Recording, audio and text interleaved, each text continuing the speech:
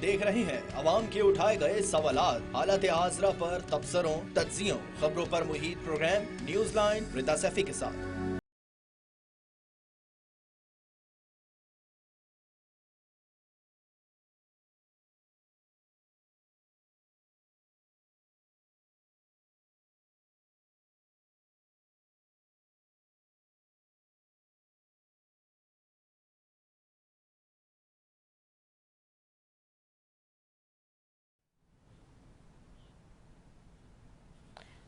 अस्सलाम वालेकुम, मैं हूँ रिदा सैफी। मखसूस नशिस्तों पर अदालती फैसला, कौमी असम्बली में तहरीक इंसाफ का वजूद खत्म हो गया। सेनेट में वो तीसरी हैसियत पर आ जाएगी। तमाम ऐवानों में तहरीक इंसाफ टकराव का शिकार है। सुप्रीम कोर्ट के आईनी बेंच के फैसले की रोशनी में हुक्मरान इत्तेहाद की कौमी असम्बली में नशिस्तों में कौमी असम्बली खैबर पख्तूनख्वा पंजाब में 77 नशिस्तें बहाल हुई हैं।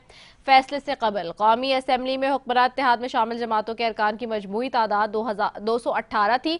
अब यह अरकान दोबारा 237 हो गए। मुस्लिम लीग नून के 110, पीपल्स पार्टी के 70, मुत्तहदा कौमी मूवमेंट एमके पाकिस्तान के 22 और मुस्लिम लीग काफ के 5 अरकान हैं। सुप्रीम कोर्ट के गेम चेंजर फैसले के बाद कौमी असम्बली में मुस्लिम लीग नून के अरकान की तादाद 125 हो गई है। पीपल्स पार्टी के 74 अरकान होंगे।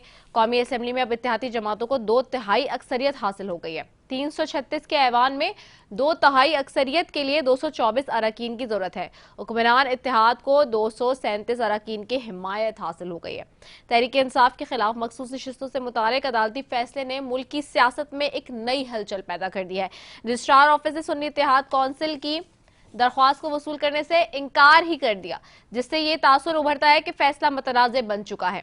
उधर इलेक्शन कमीशन ने मखसूस नशिस्तों से मुतालिक अहम इजलास तलब कर लिया है, जो इस मामले में मजीद पेशरफ्त का इशारा है। अदालती फैसले के नतीजे में तहरीक इंसाफ की कौमी असम्बली में नुमाइंदगी मुकम्मल तौर पर खत्म हो चुकी है। मखसूस नशिस्तों की मनसूखी के बाद अब तहरीक इंसाफ ऐवान बाला यानी सेनेट में भी तीसरे नंबर पर आ चुकी है, जो कि पार्टी के लिए एक बड़ा सियासी धचका है। अब सवाल यह है कि तहरीक इंसाफ को मखसूस नशिस्तों से महरूम करना वोटर्स के मैंडेट की तौहीन नहीं है तो क्या है? क्या ये मामला मुस्तकबिल में दीगर सियासी जमातों के लिए भी खतरनाक नजीर नहीं बनेगा? क्या ये प्रेसिडेंट एक बार सेट होकर आइंदा आने वाले दिनों में आइंदा ऑपोजिशन की जमातों के लिए कितना असर डालेगा? क्या ऑपोजिशन का किरदार सिर्फ अलामती रह जाएगा या नई सबबंदी भी मुमकिन है? इसी सब पर बात करेंगे। मेरे साथ सबसे पहले मौजूद हैं मेजर रिटायर ताहिर इकबाल साहब हैं, एमएनए हैं मुस्लिम लीग नून से, आपको खुशामदीद कहती हूँ। मेरे साथ मोहम्मद इकबाल आफरीदी साहब हैं, मेंबर कौमी असम्बली हैं, आप भी पीटीआई से, आपको भी खुशामदीद कहूँगी। सेनेटर शहादत ऐवान है पीपल्स पार्टी से। आप तीनों मौजूद मेहमानों का बेहद शुक्रिया फॉर ज्वाइनिंग अस। जी, सबसे पहले मैं जाऊँगी मोहम्मद इकबाल आफरीदी साहब आपकी तरफ। आफरीदी साहब, फैसला अदालत का आ गया, कौमी असम्बली में तहरीक इंसाफ का वजूद क्या रह गया है, सेनेट में भी तीसरी हैसियत आ गई है। इस सारी सूरत हाल में अब आप लोग क्या करेंगे? What would be the next लाए अमल? हेलो, देखिए, सबसे पहली बात तो ये है कि हम अदालतों की बड़ी कदर करते हैं और हमारी तहरीक जो है बुनियादी तौर पे अदलिया की आज़ादी के लिए है। लेकिन यहाँ पे महसूस नशिस्तों में जो फैसला हुआ है, पहली बात तो ये है कि देखो, 13 जज जो पहले फैसला करते सुप्रीम कोर्ट में, तो वह भी 10 जज वो फैसला खत्म करती है जबकि आईनी और कानूनी हक नहीं रखते। इन रिव्यू में वही जज उसमें जो आईनी कानूनी पेचीदगियां होती है उस पे तो बात कर सकती है, उसकी स्टेटस चेंज ही कर सकती। तीसरी बात यह है कि देखो, इलेक्शन कमीशन में एक सेक्शन ऑफ लॉ कोई नहीं है कि अगर तहरीक इंसाफ या सुन्नी इत्तेहाद को ये सीटें नहीं मिलेगी तो क्या ये माले गनीमत समझ के दूसरी पार्टियों में तकसीम करेगी। देखिए, ये सब बातें नोट करने के काबिल है कि आया अगर अवाम की मैंडेट की तौहीन की जाए और कल के लिए एक ऐसा मैसेज आवाम के लिए छोड़ा जाए कि अगर आप किसी भी पार्टी को या किसी भी उम्मीदवार को आप वोट देंगे तो उसका पार्लियामेंट में कोई किरदार नहीं होगा, या जो इक्तदार में पार्टियां हैं वो जाके मार्शल लॉ की तरह, सिविल मार्शल लॉ की तरफ ये हुकूमत चला के वो आईन या कानूनी जो आईन ने उनको इख्तियार दिया है कि यहाँ पे इनकी हुक्मरानी होगी, यहाँ पे अदलिया की मैंडेट होगी, यहाँ पे अवाम की वोट की मैंडेट है। तो अगर ये सब हम निकाल ले तो क्या मार्शल लॉ से बेहतर नहीं है? ये जमहूरियत और जमहूरी लोग जो सियासी लोग हैं, इनका तो जो है ना जान छूट जाएगी इन जुल्म और जबर से। मैं एक बात वाजे करूं कि सुन्नी इत्तेहाद और तहरीक इंसाफ के पास जो मैंडेट आवाम ने दिया है और उनकी जो महसूस नशिस्तें हैं, ये न तो इलेक्शन कमीशन के पास इख्तियार है और न ही सुप्रीम कोर्ट का फैसला 13 जजों का फैसला 10 जज खत्म कर सकते हैं। लिहाजा तहरीक इंसाफ के साथ जुल्म हो रहा है। इस मुल्क में आईन ही नहीं है, इस मुल्क में कानून ही नहीं है। यहाँ पे जो पहले हुआ है 26वीं आईनी तरमीम जो हुआ है, तो मेरे ख्याल में उसमें पैसा बहुत ज्यादा लगा है। तो उन्होंने शॉर्टकट जो रास्ता अपनाया है चीफ जजों को का, तो मेरे ख्याल में ये महंगा नहीं है। उन्होंने जितने सेनेटर्स और एमएनएस की खरीदो फरोख्त को खत्म करके या भी उसकी रूह जजों की तरफ हो गया है। लिहाजा हमें अफसोस है कि हम इस मुल्क में आईन और कानून की हुक्मरानी के लिए जो लगे हैं, इस मुल्क की हकीकी आज़ादी के लिए लगे हैं, इस मुल्क के अदलिया की आज़ादी के लिए लगे हैं, यहाँ पे सिविल मार्शल लॉ है और यहाँ पे कोई आईन और कानून नहीं है। ठीक हो गया है। मैं आपकी तरफ आती हूँ। मेजर ताहिर इकबाल साहब, आपको आवाज़ आ रही है? जी आ रही है जी। मेजर ताहिर इकबाल साहब, जो इस वक्त मामला हमारे सबके सामने मखसूस नशिस्तों पर अदालती फ़ैसला आया है, लेकिन जो अदालती फ़ैसला आया है पहले तो उस पर सबको एतराज़ात हैं, फिर उसके बाद जो है वो बहुत सारी चीज़ों के पेश नज़र मुतराज़े होने की बात हो रही है। और keeping that in a view, हम अगर बाजी में भी देख लें और प्रेसिडेंट जो सेट है उस हवाले से भी हम देख लें, अगर ये प्रेसिडेंट इस तरह से बन जाता है जैसे कि अपोजिशन कह रही है, और अपोजिशन कह रही है कि अगर इसी तरह से हुआ तो फिर तो इलेक्शन की ज़रूरत नहीं है, और इस तरह से ही अगर करना था तो फिर इलेक्शन नहीं होने चाहिए। और अगर ये फ़ैसला जो कि अब हम देख रहे हैं कि फ़ैसला आ गया है और उसके बाद हम देख रहे हैं कि तहरीक इंसाफ ख़ासतौर पर जो अपोजिशन की जमात है वो किस नंबर पर चली गई है।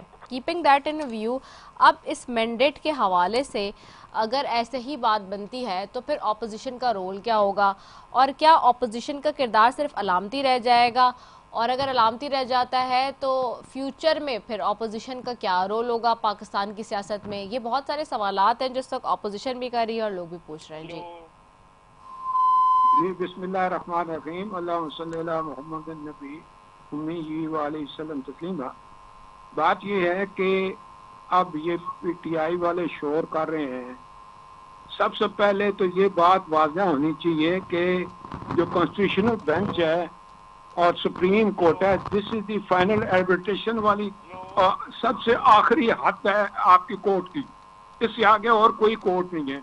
तो कॉन्स्टिट्यूशनल बेंच यहाँ फुल कोर्ट बैठी है, 13 जजेस बैठे हैं और उन्होंने बैठ के फैसला किया है। अगर ये उनका भी फैसला नहीं मानते तो जिस वक्त हम कहते थे कि भाई ये सुप्रीम कोर्ट ने केपीके का जो ऑर्डर था, जो डिसीजन था, उसको उठा के बाहर फेंक, उसको कहते हैं नहीं ये सुप्रीम कोर्ट है। तो अब जब डिसीजन 7-6 की वजह से 7 जजों ने फेवर में दिया है कि ये सीटें हमें मिलनी चाहिए, तो अब सीटें अगर मिल गई हैं तो ये क्योंकि सुप्रीम कोर्ट ही आखिरी हद है जो पिटीशनें सुनती है, रिव्यू करती है, सब कुछ करती है। इससे आगे कोई और कोर्ट नहीं है और उसका डिसीजन है। दूसरी बात है कि जिस वक्त टाइम था इनके पास कि ये अपनी किसी पार्टी के साथ अटैच हो जाएं, अपनी नॉमिनेशन उसके थ्रू करें, इलेक्शन में उस पार्टी के नाम से इलेक्शन लड़ें। इनके तो वो जो लीडर हैं सुन्नी इत्तेहाद के, वो खुद भी इंडिपेंडेंट लड़े हैं। तो how can an independent candidate claim कि जी मुझे सीटें दीजिए रिजर्व, जब आप किसी पार्टी के साथ बाद में तो आपको भी याद आया तो कि जी ये वो हो गया, फिर आप अप्लाई करते, लेकिन टाइम पे आपने फैसले नहीं किए जिसकी वजह से इनको नुकसान हुआ। दूसरी बात यह है कि अब सुप्रीम कोर्ट ने अगर बैठ के 13 जजों ने फैसला किया है तो फिर इनको मानना चाहिए। तो आप तो सुन्नी इत्तेहाद वाले एप्लीकेशन दी हुई है, आप पढ़ें कि Sunni Ittehad versus election commission, PTI का तो नाम ही नहीं था। उस वक्त भी हम यही रोते थे कि पीटीआई ने तो मांगा ही नहीं, तो फिर इनको सीटें कैसे दे दी गई। अब इनको एहसास होना चाहिए कि भाई आपने तो सख्त अप्लाई नहीं किया सीटों को लिए, ना ही आपने किसी पार्टी की टिकटें ली, आजाद उम्मीदवार, तो आजाद को तो सीट नहीं मिल सकती है, इनको पता होना चाहिए। और अब ये शोर कर रहे हैं कि जी हमारा एहतसाल हो रहा है, आप कह रहे हैं जो सब बड़ा पैसा चला है। भाई साहब आपके लोग ही कह रहे थे हमने ट्रक भिजवा दिए भर के, शायद आपको याद नहीं होगा कि ट्रक भेज दिए हमने, और फिर वो पता भी लगा कि जजेस ने बात की और उसमें सारा कुछ हुआ, उस वक्त ये डिसीजन हुआ।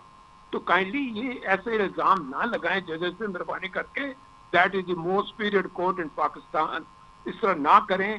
और अब जो फैसला आया है और अब शोर कर रहे हैं कि नहीं जी जल्दी जल्दी हमें ऑर्डर दें जी, जो देखें शॉर्ट ऑर्डर आ गया है और उसमें सीटें इनसे ले ली गई हैं और वापस भेज दी गई हैं। तो डिटेल ऑर्डर आते थोड़ा टाइम लगता है, because lot of things have to be written, और हर जज ने अपने अपने कमेंट्स लिखने होते हैं, तो थोड़ा सब्र करें। इतनी जल्दी इनको क्या है, डिसीजन तो एक इनको मिल गया है, तो इनको इसी हाई कोर्ट का हाई कोर्ट का डिसीजन था जो अपहेल्ड हुआ है। ये सबसे बड़ी बात है कि एक लोअर कोर्ट ने ऑलरेडी एक फैसला दिया हुआ था कि भाई ये सीटें इनके पास नहीं जा सकती, और वही डिसीजन आज सुप्रीम कोर्ट ने जो है अपहेल्ड किया है कि नीचे से जो आया है, तो उस पे भी इनको पता, केपीके में तो इनकी हुकूमत थी, लेकिन फिर भी कोर्ट ने जो है वो इनके खिलाफ डिसीजन दिया। तो अब अगर ये कहते हैं कि जी हमें मिलनी चाहिए सीटें ये, तो अब वक्त इनके पानी पुलों के नीचे से गुजर गया है। जब वक्त था काम करने का उस वक्त उन्होंने काम नहीं किया, और अब वक्त में जो है सुप्रीम कोर्ट के जजों को, जो पार्टियों को, वो मार्शल लॉ की तरह, ये मार्शल लॉ नहीं है भाई साहब, ये सारे फैसले कोर्ट्स में हुए हैं और ये असेंबली में भी फैसले हुए हैं। तो आप लोग ना माने तो वो अलग बात है, लेकिन पाकिस्तान मुस्लिम लीग और आज़ादी सारों ने मिलकर उस वक्त भी कहा था कि ये ज्यादती ना करें, हमारा हक हमसे ना छीने, लेकिन उस वक्त आप ये बात सुनने के लिए तैयार नहीं। जी शहादत ऐवान साहब की तरफ जाऊंगी। सेंटर साहब आवाज आ रही है आपको? शहादत ऐवान साहब आपको आवाज आ रही है? अब वो 15 मिनट से हेलो हेलो हेलो हेलो बोले जा रहे हैं, अब वो मैं उनको पूछ रही हूँ तो उनको जवाब नहीं जाएगा। हेलो शहादत ऐवान साहब आपको आवाज आ रही है? तब तक आप यहाँ अच्छा शहादत ऐवान साहब से मेरा राब्ता नहीं हो रहा, मैं वापस जाऊंगी मोहम्मद इकबाल आफरीदी साहब की तरफ। जी इकबाल आफरीदी साहब, आपने सुना मेजर ताहिर इकबाल साहब ने जो बातें की वो आपके सामने, ने कहा पहले आपने सुना नहीं, अभी हम मुतफिका है, कोर्ट ने फैसले किए और अभी तो शॉर्ट नोटिस आया है, अभी तफसीली फैसला आना है, सब्र करें, हौसला करें। जी देखो, पहली बात तो ये है कि आपने इनसे पूछा कि अपोजिशन का किरदार क्या होगा।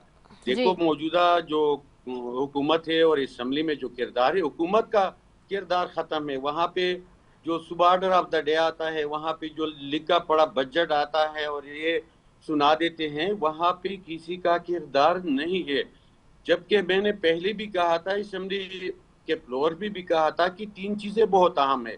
एक ये है कि पार्लियामेंट का मैंडेट, बादलिया का मैंडेट और अवाम के वोट का मैंडेट, जब तक इनके लिए टाइम और इस पे मुकम्मल तफसीली फैसले नहीं होंगे, और दूसरी स्टेब्लिशमेंट की मैंडेट का तयन के ये असेंबली में बहस हो और इनकी मैंडेट का तयन हो कि ये इसका मैंडेट क्या होगा, तब तक न ये मुल्क बनेगा, न ही इस मुल्क के फैसले आईन और कानून के मुताबिक होंगे। दूसरी बात यह है कि उन्होंने कहा कि हमें सिटी मिलनी चाहिए। देखिए बात यह है कि कोई भी कानून नहीं है, election commission section of law नहीं है कि मुझे एक सीट नहीं मिल रही है तहरीक इंसाफ या सुन्नी इत्तेहाद को, कोई कानून ही नहीं है कि वो किसी दूसरी या तीसरी पार्टी में बांटा जाए। देखो तीसरी बात यह है कि जो 13 जज फैसला करते हैं उसमें अगर रिव्यू आता है तो वही जज फैसला करते हैं, वही उसकी जो स्टेटस होता है वो चेंज नहीं होता, उसमें पेचीदगियां होती है, उसमें टाइम फ्रेम होता है, तो उस पर तो बात हो सकती है, उसका स्टेटस चेंज करना इसका मैंडेट नहीं है। दूसरी बात यह है कि तीसरी बात के देखो जज तो 13 जज 10 जजों का फैसला मुअत्तल कर सकता है। कभी पाकिस्तान की तारीख में 13 जजों का फैसला 10 जजों ने या 11 या 12 जजों ने मुअत्तल नहीं किया। आज 2 दिन पहले जो हुआ तो ये 13 जजों का फैसला 10 या 11 जजों ने मुअत्तल किया, जो आईन और कानून के खिलाफ है। तीसरी बात, फाइज ईसा के अलावा बाकी सारे जजेस मौजूद थे, तो वही फैसला करते। इन जजों में जो यहाँ पे फैसला करने वाले थे, उसमें वो जज शामिल नहीं थे और जजों को बैठाया गया। तो मेरा मकसद ये है कि जो मुल्क को जिस डायरेक्शन पे चला रहे हैं, मुल्क को जो आईन और कानून की वायलेशन कर रहे हैं, तो ये देखो एक मैसेज जा रहा है पूरी दुनिया को कि पाकिस्तान में क्या हो रहा है, पाकिस्तान की अदलिया की आज़ादी किस हद तक है, पाकिस्तान में पार्लियामेंट का किरदार क्या है, पाकिस्तान में अपोजिशन को किस तरह लगाम दे रहे हैं, अदलिया उनके खिलाफ क्या कर रही है, हुकूमत क्या रोल है उसका, और जो पीछे स्टेब्लिशमेंट लगी हुई है वो अपने मकासद हासिल करने के लिए कभी जजेस सरापा एहतजाज होते हैं, कभी किसी को उठाया जाता है, कभी पॉलिटिकल इंजीनियरिंग होती है, कभी किसी की चादर और चादीवारी पामाल होती, कभी किसी के ऊपर केसेस बनते हैं। तो देखो, जमहूरियत इस तरह नहीं होती। और अगर हम इस मुल्क को ट्रैक पे लाते हैं, आईन और कानून की हुक्मरानी की तरफ लाते हैं, तो उसके लिए जरूरी है कि अदलिया को हकीकी आज़ादी हासिल हो, वो मेरिट पे फैसले करने का इख्तियार हो उनके पास, फिर पार्लियामेंट के पास इख्तियार हो, उनको ऑर्डर ऑफ द डे किसी और जगह से ना हो, उसको डायरेक्शन किसी और जगह से ना हो, वजीर आजम किसी भी जर्नल के पाँव में बैठने वाला ना हो, उसके फैसले आईन और कानून के मुताबिक और उनका मैंडेट वो अपने आवाम को रिकमेंडेशन, वो आवाम की जो अच्छा व बुरा, मुल्क के लिए अच्छा व बुरा देख के वो फैसले करे, तो तभी ये मुल्क बनेगा। इस तरह मुल्क नहीं बनते। इस तरह इस मुल्क की जो तौहीन हो रही है, जिस तरह वकार मजरू हो रहा है, बाहर की दुनिया के लोग हम पे हंस रहे हैं, यहाँ पे आईन और कानून की नामो निशान नहीं है। एक बंदा बेटा है जो पूरे पाकिस्तान में सादिक व अमीन है और उसको भी जेल में बंद किया गया है। लिहाजा मैं एक बात क्लियर करूं कि देखो, जुल्फकार अली भुट्टो, मोहतरमा बेनजीर भुट्टो, जनाब डॉक्टर अब्दुल कदीर खान, इमरान खान, इनको देखिए इनका किरदार हो। पर इससे भी अगर आप आगे जाए तो अगर आप मादरी मिल्लत फातिमा जिन्ना की स्टोरी आप सुन ले कि उन पे जो तकरीर की कदगन थी, उन पर इजाजत नहीं थी, वो 64 साल तक, जो 1964 तक वो एक होल में बंद थी, उसको कोई सियासी जलसे और जुलूस पे पाबंदी। तो देखिए, पाकिस्तान की तरक्की में यही चीजें हायल है। अगर हम लगे हैं तो यकीन करो, जिस अदलिया ने ये फैसला किया, हम इसके हकीकी मैंडेट के लिए लगे हैं। हमारी जान चली जाए कोई बात नहीं, लेकिन इस मुल्क की हकीकी आज़ादी हमें मुकद्दस है, इस मुल्क की आईन और कानून की हुक्मरानी हमें मुकद्दस है। हमारी इमरान खान जो लगा है और जेल में 700 दिनों में पड़ा है, वो इस मुल्क की हकीकी आज़ादी की जंग लड़ रहे हैं, वो इन अदलिया की जो बका की जंग है वो लड़ रहा है। लिहाजा मेरा अपील है कि हमें सीट मिले या न मिले, लेकिन जिसमें जो आईन और कानून की वायलेशन हो रही है, जो यहाँ पे बैलेंस जो ये खराब कर रहे हैं इस कौमी असम्बली में, जो वहाँ उनको 2/3 अक्सरियत दिला रहे हैं 27वीं आईनी तरमीम के लिए, तो मैं गुजारिश करता चलूँ कि 27वीं आईनी तरमीम के बाद देख के इस मुल्क का स्टेटस चेंज हो जाएगा। यहाँ पे सियासत का नाम और निशान नहीं रहेगा, यहाँ पे सियासतदान की मुंह पे कदगन लगेगा, यहाँ पे इनका किरदार खत्म हो जाएगा। तो मैं इस पार्लियामेंट और इस पार्लियामेंट पे जो रोजाना खर्चे होते, पार्लियामेंटेरियन पे जो इलेक्शन पे खर्चे होते, इसका क्या फिर फायदा, इस मुल्क को क्या फायदा, वो आवाम को क्या फायदा। मैं असम्बली में बैठा हूँ, रोज चीखता हूँ, मैं अपने हल्के के लिए 2 टक्के वहां से मुझे नहीं मिल रहे कि वहां पे मैं डेवलपमेंट के लिए उनके लिए कोई चीज लाऊं या उसके लिए कोई मसला हल करूं। तो लिहाजा अगर इस पार्लियामेंट में आवाम का कोई इशू हल न हो रहा हो और रोजाना आईने आती है और उसको पे खरीदो फरोख्त का सिलसिला शुरू हो जाता है, तो मैं गुजारिश करता हूं कि देखिए, एक गलत चीज को सपोर्ट करना, उसको डिफेंड करना, उसकी हिमायत करना, ये भी आईन और कानून की वायलेशन है, ये जुर्म है।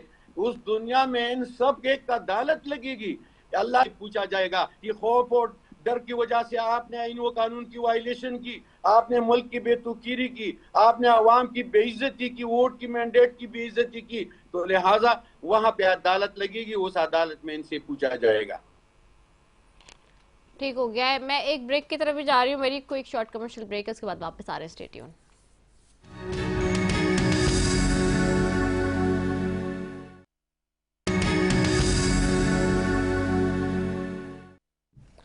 वेलकम बैक नाजरीन। और ब्रेक पे जाने से पहले जी इकबाल आफरीदी साहब बात कर रहे थे, मैं मेजर ताहिर इकबाल साहब की तरफ वापस जाऊंगी। ताहिर इकबाल साहब, जो बातें इकबाल साहब कर रहे थे आफरीदी साहब, वो आपने सुनी है डेफिनेटली, और हम देख भी रहे हैं कि जो सूरत हाल इस वक्त अपोजिशन की बनी हुई है। एक तरफ हम देखते हैं कौमी असम्बली में जो ये फैसला आया है मखसूस नशिस्तों के बाद, उसके बाद जो नंबर गेम है सेनेट में भी, वो भी काफ़ी चेंज हो गया है। अब आप लोग ऑफ कोर्स 2/3 अक्सरियत आपको हुक्मरान इत्तेहाद को हासिल हो जाएगा इस सारी सूरत हाल के बाद, जो कि 237 की आपकी वो होगी। कीपिंग दैट इन व्यू, अभी तक भी आपने जितनी पार्लियामेंट के अंदर तरमीम करानी थी वो आपने की हैं। 27वीं तरमीम की हवाले से बात हो रही है कि अगर वो भी हो जाती है तो फैसले आगे बहुत मुश्किल हो जाएंगे। अगर आप समझते हैं कि ये इस वक्त जो फैसले हो रहे हैं कोर्ट्स के अंदर, पार्लियामेंट के अंदर, वो सब जमहूरी है और उससे आगे क्या कोई डैमेज नहीं होगा? क्योंकि यकीनी तौर पर जो बात ऑपोजिशन कर रही है वो सिर्फ अपने लिए नहीं करी, वो ये कहती है कि आइंदा आने वाले दिनों में जो भी ऑपोजिशन में बैठेगा उसको बहुत ज़्यादा नुकसान होगा, जो कि नाकाबिल तलाफी होगा। लेकिन जी बात ये है कि ये बार बार कह रहे हैं वो फौज वाले चला रहे हैं, फौज के पाँव में बैठे हुए हैं, ये सरासर ज्यादती है। मुझे अच्छी तरह पता है कि ये इनसे पूछे कि 2018 में जब इलेक्शन हुआ था तो रातों रात सारे रिजल्ट चेंज हुए थे, ये हलफ हैं कि ये बात नहीं हुई। दूसरा, मुझे ये भी पता है कि एक एक मिनट पे जो है जनरल बाजवा साहब और जनरल फैज साहब उंगली पकड़ के इनको लगा रहे थे और हर बात इनको डिक्टेट करते थे और ये हर बात मानते थे। इनकी जरूरत नहीं थी कि उनको कहें कि ये ऐसे नहीं हो सकता।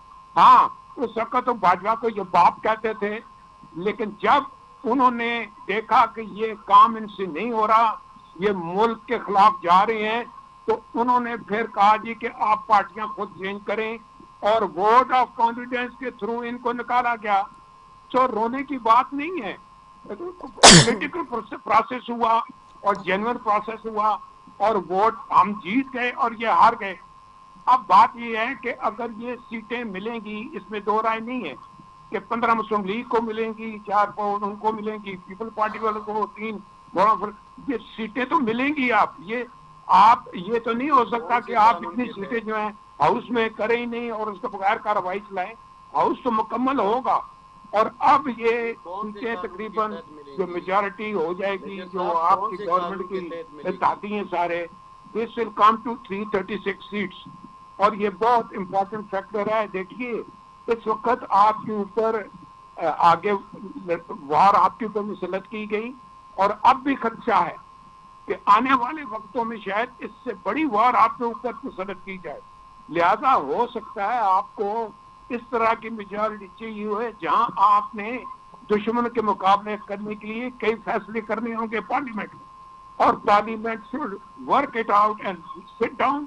और मैं कहूंगा, इनको भी कहूंगा, तो खुदारा आओ बैठो, हम तो पिछले 3 साल से आपको कह रहे हैं, आए बैठ के बात करें।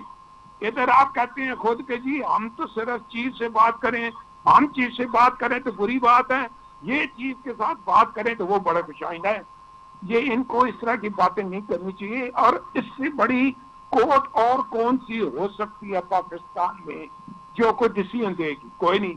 यही है आखिरी hope is this supreme court in Pakistan और वही कॉन्स्टिट्यूशनल और दूसरे जितने मुकदमे हैं वो देखते हैं और खासतौर पर अभी तो constitutional bench which is very powerful और वो और ये कॉन्स्टिट्यूशनल बेंच ने ही फैसला किया। सो इनको चाहिए कि भाई जजेस की तारीफ इज्जत करें और उन पर ऐसे खामखा इल्जाम मत लगाएं जी कि ये हो गया तो वो हो गया। बराए मेहरबानी, दे आर वेरी स्पिरिट जजेस और फैसला आने वाले वक्त में जब भी होगा, आपने सुप्रीम कोर्ट से फैसला नहीं दिया था सफर, जब आपने हाई कोर्ट के फैसलों को उठा के बाहर मारा आप, तो उस वक्त सुप्रीम कोर्ट का फैसला ठीक था। अब सुप्रीम कोर्ट अगर आपको कहती कि फैसला इस तरह होगा, ये सीटें रिवर्स होंगी और जाएंगी गवर्नमेंट के इत्तेहाद को, तो आप कहते हैं नहीं, जजेस तो ठीक फैसला नहीं दे रहे। भाई जजेस ने तो कानून के मुताबिक, कॉन्स्टिट्यूशन के मुताबिक जो है वो फैसला देने, और जो इलेक्शन कमीशन है उस पर भी आप इतराज करते हैं कि वो ये नहीं कर सकता। Election commission is an independent authority जो इलेक्शन के मामले, जितने मामलात होते हैं वो डिसीजन देते हैं। सो अगर वो डिसीजन देंगे तो आप इस पे भी इतराज, उस वक्त तो आप लेते रहे हैं। और अभी ये बात कर रहे हैं कि जी वो इमरान खान अंदर बंद है, ये है वो है। भाई साहब, उस वक्त भी हमने आपको बड़ा कहा था कि आप बताएं कौन सा लीडर आपने बाहर छोड़ा हमारा, चाहे मियां नवाज शरीफ है, चाहे शहबाज शरीफ है, एहसन इकबाल है, राना सनाउल्लाह है। मरियम नवाज को रात को आपने उसके बेडरूम में जाकर छापे मारे, इससे बड़ा जुल्म और क्या हो सकता है। तो उस वक्त आपको ये बात याद रखनी चाहिए थी कि बराए मेहरबानी पार्लियामेंटेरियन के साथ इस तरह मत करें, आइंदा आप अपोजिशन में भी जा सकते हैं। तो अब हम अब भी आप कहते हैं आए बैठे पाकिस्तान के फ्यूचर के लिए बैठ के फैसले करें। क्या पता यही डिस्कशन हो तो कई बातें आपकी मान ली जाएं, लेकिन अब आप सिर्फ गिले ना करें। हमने आपको बड़ा चांस दिया और फिर आप कहते हैं हम तो सिर्फ एस्टैब्लिशमेंट के साथ बात करते हैं, हम तो बात और किसी से करते नहीं है। तो उधर हमें कहते हैं जी एस्टैब्लिशमेंट के पांव में बैठे हुए हैं। तो ये दो स्टैंडर्ड जो आपने रखे हुए ये नहीं होने चाहिए अपने लिए। आप तो हमारे लिए तू ये नहीं। हम चाहेंगे कि आप आए, बैठें और आके एक ही गिला, लड़ाई की बात हो रही है इमरान खान को निकालो, ये जंग लड़ रहे हैं जनाब इमरान खान को निकालो। भाई जब आपने कोर्ट ने उनको बंद किया हुआ, हमने तो नहीं बंद किया हुआ, उनको सजा हुई है। तो जब कोर्ट ने एक फैसला दिया हुआ उनके खिलाफ तो हम तो उनको बाहर नहीं निकाल सकते। और फिर दूसरा आपका अपना एक मतलब सोच है, आप हर बात पे ना कर रहे हैं, हर बात पे झगड़ा कर रहे हैं, और बैठ के जेल के अंदर से ऐसी ऐसी ट्वीटें कर रहे हैं, कभी अमेरिकन प्रेसिडेंट को कुछ लिख रहे हैं, कभी आप चीफ ऑफ आर्मी स्टाफ। अभी इससे बड़ा जुल्म और क्या हो सकता है कि हमारा chief of army staff, field marshal साहब अमेरिका गए हैं, दुनिया उसको देख रही थी, ट्रंप उठ के मिल रहा, सब कुछ कर रहा था, और ये उसके खिलाफ बाहर नाले और ट्रकों पे इश्तिहार लगा रहे थे। तो यार खुदा का वास्ता है, कुछ तो सोचा करो भाई। उसकी इसलिए दुनिया कितनी देर है। और अभी पाकिस्तान ने जो इन दो लड़ाइयों के बाद जो ईरान की थी और अपनी थी, मेरी आवाज आ रही है पाकिस्तान ने प्ले की है, दुनिया उसको मान रही है। सुन लो जी, फील्ड मार्शल को दुनिया मान, और आप लोग और यार चांद पे थूकने से थूक वापस अपने ऊपर आता है। बराए मेहरबानी इस तरह करके ना करें। आपने पूरा जोर लगाया वो चीफ ना बने, लेकिन वो चीफ बन गया, फिर उसको फील्ड मार्शल भी बन गया, और दुनिया में अल्लाह ने उसको इतनी इज्जत दी है कि अब लोग उसके साथ मशवरे करते हैं। इवन अमेरिकन जो हैं उसके साथ डिस्कस कर रहे हैं कि आइंदा फ्यूचर में इस रीजन में क्या होना चाहिए। सो बराए मेहरबानी ये काम जो है ये इस तरह के नहीं है कि आप हर बात पे इल्जाम लगाना है। जरा अपने गिरबान में भी जाके कि आप क्या करते रहे, सो दूसरों पे इल्जाम ना लगाएं, आप अपने गिरबान भी जाके कि आप उस वक्त क्या करते थे जब जी ठीक हो गया, क्या करते जी ठीक हो गया। इकबाल आफरीदी साहब, आप अपने गिरबान में भी जाके वो कह रहे हैं दूसरों पे इल्जाम ना लगाएं। जी देखो, पहली बात तो ये है कि ये जो तारीफें करते हैं ना जी, इसको ख्याल रखना चाहिए कि पार्लियामेंट क्या होता है, पार्लियामेंटेरियन क्या होता है, और वज़ीर आज़म का मैंडेट क्या होता है। एक हाजिर सर्विस फौजी अफिसर ये जाके ट्रम्प से मिलता है, और वज़ीर आज़म यहाँ पे बैठ के पता नहीं क्या कर रहे। इस मुल्क की वकार का भी सोचे, इस मुल्क की इज्जत का भी सोचे, इस पार्लियामेंट का भी सोचे। क्या एक हाजिर सर्विस, एक फौजी अफिसर, चाहे वो चीफ ऑफ आर्मी स्टाफ हो, जो भी हो, उसका क्या ये मैंडेट है कि वो जाके वज़ीर आज़म को छोड़ के वहां पे मुलाकातें करे? देखो, हम इसलिए नहीं कह रहे कि ये हम फौज के खिलाफ है। मैं दावे से कहता हूं कि ये जो इमरान खान लगा है इन फौजों की हकीकी आज़ादी के लिए भी लगा है। बात आई सुप्रीम कोर्ट की। सुप्रीम कोर्ट की अगर आप देखें तो इससे पहले फाइजीसा से पहले एक जज ने सुप्रीम कोर्ट के जज ने फैसला किया था 14 मई पे आम इंतखाबात का। तो मुझे बताए कि तकारीरें मौजूद है फ्लोर ऑफ द हाउस कि उन्होंने इस सुप्रीम कोर्ट को, उस जज का क्या कबाड़ा बनाया। उन्होंने उस पर तनकीद की। फिर जब इलेक्शन कमीशन को पेशी देने की बात आई तो उन्होंने जो है ना वहां पे उनके खिलाफ तकारीरें की, उनको एक पाई नहीं दिया और 14 मई की जो आम इंतखाबात है वो नहीं हुए। तो क्या ये इनकी जो हक में फैसला होता है तो वो ये मानते हैं, जब उनके खिलाफ आता है तो ये नहीं मानते। देखिए, इन हकीकी आज़ादी में अदल या सर पेरस्त है कि उसके लिए हम लगे हैं कि जब तक ये आकाई जो अदलिया की है इनको हकीकी आज़ादी नहीं मिलेगी, ये मेरिट पे फैसले से रोकेगी, तो मैं यकीन से कहता हूँ, मैं दावे से कहता हूँ कि ये मुल्क नहीं बनेगा। आवाम तो इसके इंतजार में बैठे हैं कि वो मेरिट पे फैसले करें। क्या ये इकबाल हाफिजी साहब, मैं आपको बताऊं क्या ये जी मेरिट जी आप बिल्कुल ठीक कह रहे हैं इकबाल हाफिज साहब। Hold on, just give me a minute. में जरा सेनेटर शहादत ऐवान साहब की तरफ जाऊं। इतनी देर से वो हेलो हेलो कर रहे थे, आवाज नहीं पहुंच पा रही थी उनकी। शहादत ऐवान साहब, आवाज आ रही है आपको? बिल्कुल आ रही है मैडम रिता, बिल्कुल आवाज आपकी आ रही है। जी बहुत जी जी आपको आपकी बर्थडे मुबारक हो। जी जी बहुत शुक्रिया शहादत ऐवान साहब। मेरा सवाल ये है कि सुप्रीम कोर्ट के फैसले के बाद हम देख रहे हैं कि मखसूस नशिस्तों पर अदालती फैसला आया है, तो एक नंबर गेम चेंज हो गया है पूरे पार्लियामान के अंदर। ना सिर्फ पार्लियामान में बल्कि सेनेट के अपर हाउस में भी हम देख रहे हैं कि ये चेंज हो गया है। अब सवाल ये है, ऐसी सूरत हाल में अपोजिशन का गिला ये है, इस वक्त बहुत देर से इकबाल हाफिजी साहब बात कर रहे हैं, वो ये कहते हैं कि इस प्रेसिडेंट को अगर आप सेट करते हैं तो आइंदा आने वाली अपोजिशन के लिए भी बहुत टफ होगा। और क्या अपोजिशन सिर्फ अलामती रह जाएगी? अब देखें, पहली बात तो ये है कि क्योंकि ये पाकिस्तान की अदालत उज़्मा का फैसला है और डेफिनेटली जो फैसले अदालतों के होते हैं वो एक नज़ीर की उनकी पोजीशन हो जाती है। तो सबसे पहली बात तो ये है कि आइंदा कोई पॉलिटिकल पार्टी अगर प्रोसेस से बाहर रहेगी तो यकीनी तौर पर उसके साथ भी यही वाला सलूक होगा, क्योंकि इस दफ़ा PTI या बहुत दूसरी किस्म की पार्टियां हैं उनके साथ हुआ है। बाकी आपका कहना ये है कि इसकी हैयत बदल जाएगी। सेनेट का तो इलेक्शन होगा, ये KP का अगर इलेक्शन होता है रिजर्व सीट के जो है अलाट होने के बाद पार्लियामान जो है प्रोविंशियल असेंबली कंप्लीट हो जाती है, नेशनल असेंबली कंप्लीट हो जाती है, तो यकीनी तौर पर नेशनल असेंबली का तो जो इलेक्शन होता है वो तो to the extent of Islamabad होगा।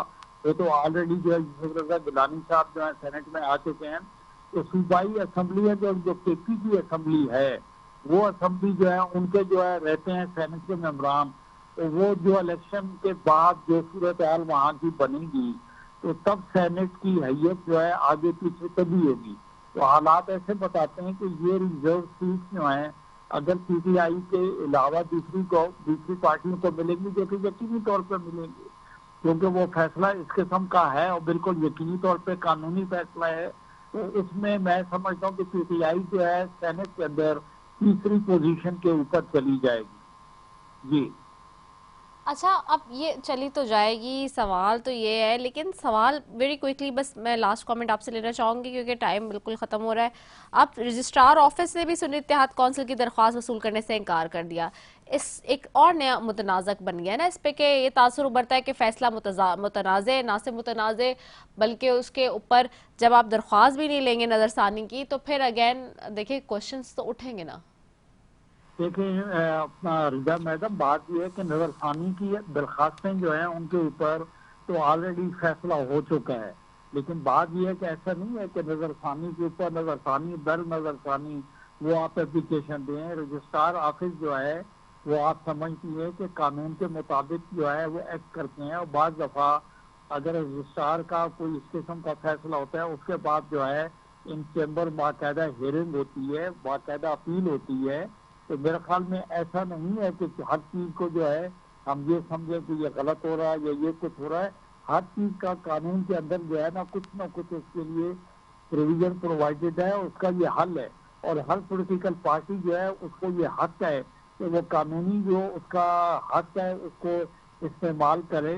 तो इस चीज से मैं समझता हूँ कि खाइफ होने की जरूरत नहीं है कि ये क्या हो रहा है, कुछ हो रहा है। मैं तो ये समझता हूँ जो कुछ भी हो रहा है कानूनी हो रहा है और बिल्कुल ऐन आईनी हो रहा है। ठीक है, आप समझते हैं जो कुछ हो रहा है कानूनी हो रहा है, न्याय नहीं हो रहा है। बहुत शुक्रिया सेंटर शहादत ऐवान साहब आपका। मोहम्मद इकबाल आफरीदी साहब और मेजर रिटायर ताहिर इकबाल साहब हमारे साथ मौजूद थे। तीनों मौजूद मेहमानों का बेहद शुक्रिया। नाज़रीन, प्रेसिडेंट सेट होते रहे हैं, आइन और कानून के मुताबिक जो फैसले आते रहे हैं, लेकिन क्या वो आइन और कानून के मुताबिक वाकई फ़ैसले हैं? आइन और कानून की तशरीहात मुख्तलिफ हो जाती हैं हर ज़माने में, और फिर सवाल यही आता है कि अब का फ़ैसला क्या आइन और कानून के मुताबिक है या माजी का फ़ैसला आइन और कानून के मुताबिक था। इसी के साथ अपनी मेज़बान से खुद दीजिए इजाज़त। पाकिस्तान जिंदाबाद।